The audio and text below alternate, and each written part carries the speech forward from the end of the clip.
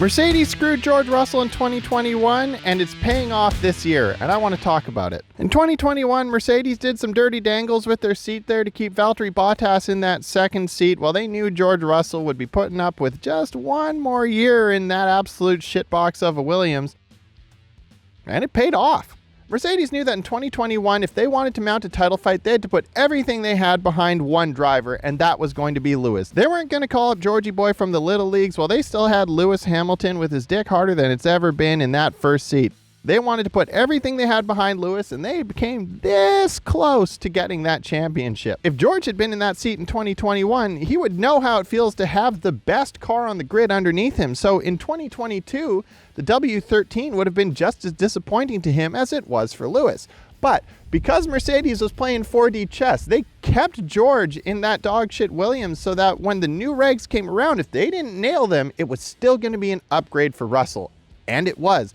Now take a look at his performances. George Russell outperformed Lewis Hamilton last season. There is no question about that. He was also the only one to get a race win last season for Mercedes. And this year, he's still outperforming Lewis. And even though Lewis got second in Australia, George outqualified him and had his first engine failure with the team that got in the way of him outperforming Hamilton once again. But we can see it in the qualifying record. And just in general, the way George is talking about the car, he says the W14 is the best race car he's ever driven, barring that partial race he had in 2020 in the W11.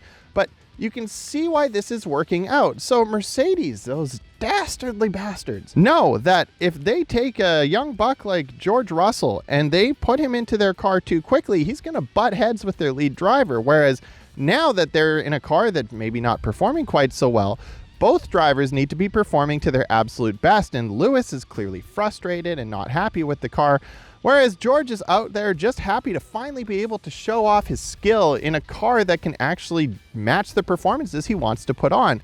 Sure, it's not the best car on the grid, and Hamilton certainly isn't going to be happy with the second or third fastest car on the grid, but George is, and that's why George is thriving right now. And so, while I do think that Mercedes screwed George in 2021, absolutely, no question about that.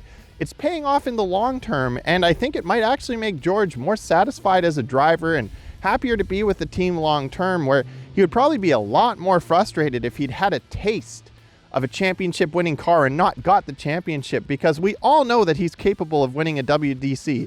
The question is, will he ever have the equipment underneath him to do so? Maybe Mercedes will turn things around, maybe they won't, but I think that the way that they did George dirty in 2021 was actually ended up being at a bit of a benefit to him.